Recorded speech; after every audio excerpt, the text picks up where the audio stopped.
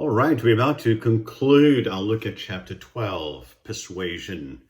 The last two segments deal with organizing persuasive speeches and the ethics of persuasive speaking. We've already looked at organizational frameworks early on in the semester. Persuasive speeches lend themselves to particular organizational frameworks. The first one is the problem-solution format, and that's common sense. You have a problem, you want to persuade the audience to solve that problem, and it will benefit them. And so you present the audience with the problem, the extent of the problem, the significance of the problem, how it impacts them, and then you examine one or more likely solutions. You certainly can't start the other way around. You can't start with the solution, go back to the problem. You have to follow the sequence of a problem, establishing its validity, and then looking at possible solutions. The second type is the cause and effect. So you arrange your main points in terms of cause and effect. And you might start out with the effect and then look at possible causes.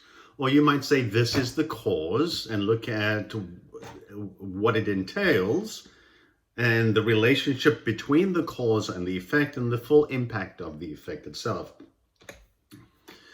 The next type is a comparative advantage organizational pattern that places alternative solutions to a problem side by side and examines and discusses the advantages and disadvantages. So it might be you want to go to college and you have the option of A, B, and C, and you look at the advantages and disadvantages of A, B, and C. Okay? The criteria satisfaction pattern demonstrates how your idea has the features your audience needs. So think of a calendar committee trying to convince the local school board to change the dates for the beginning and ending of the school year. And the committee might argue that the solution that they will adopt has to meet the following criteria. It must be acceptable to teachers, it must be acceptable to parents, it must be cost effective, and so on and so forth. There's certain criteria for a possible solution, and that criteria must be met before they can move to that solution.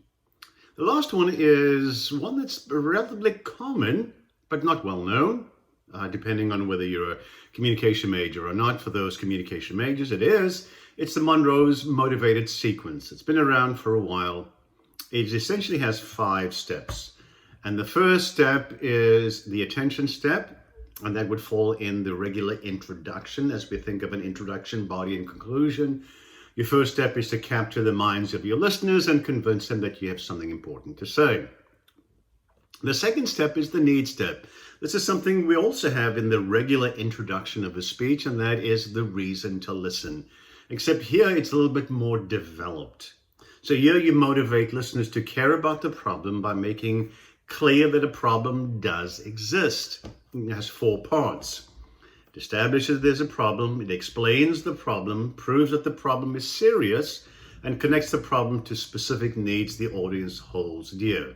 So for problem solution format, for a problem that needs to be explored, the Monroe's motivated sequence really is a good way of pursuing your argument in this organizational framework. So we've looked at attention, we're looking at need.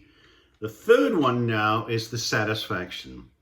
This is where you present a solution to the problem that you've just described. So you offer a proposition you want your audience to adopt and act on. So a clear explanation, as well as statistics, testimony, examples, and other types of support. This would be similar to the body of your speech. This ensures that your audience understands what you propose, and you show or demonstrate to your audience how your proposal meets the needs presented earlier. So before you move to the 4th step, in this 3rd step, in the satisfaction step, you need to meet potential objections that your listeners may have.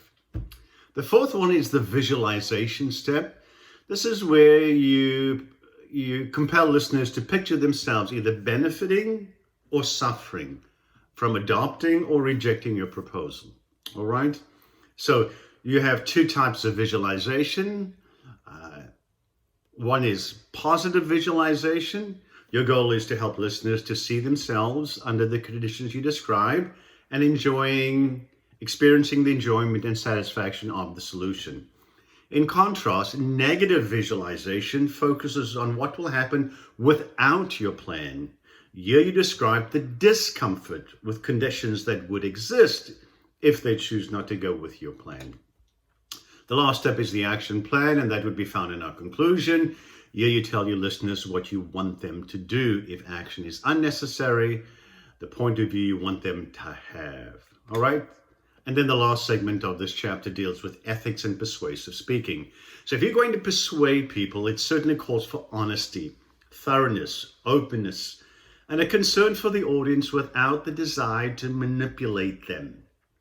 The end does not justify any means at all costs. So in a world as complex as ours, we need to make sure that you are ethical in your attempt to persuade. The moral imperative is to speak ethically. So when you inform an audience about a particular topic, you provide knowledge in which they will make the decision. They'll decide which way to go. In a persuasive speech, you're asking listeners to think and act in a specific way to achieve your purpose. So as a speaker, you must decide not only what to tell your audience, but what you should avoid saying.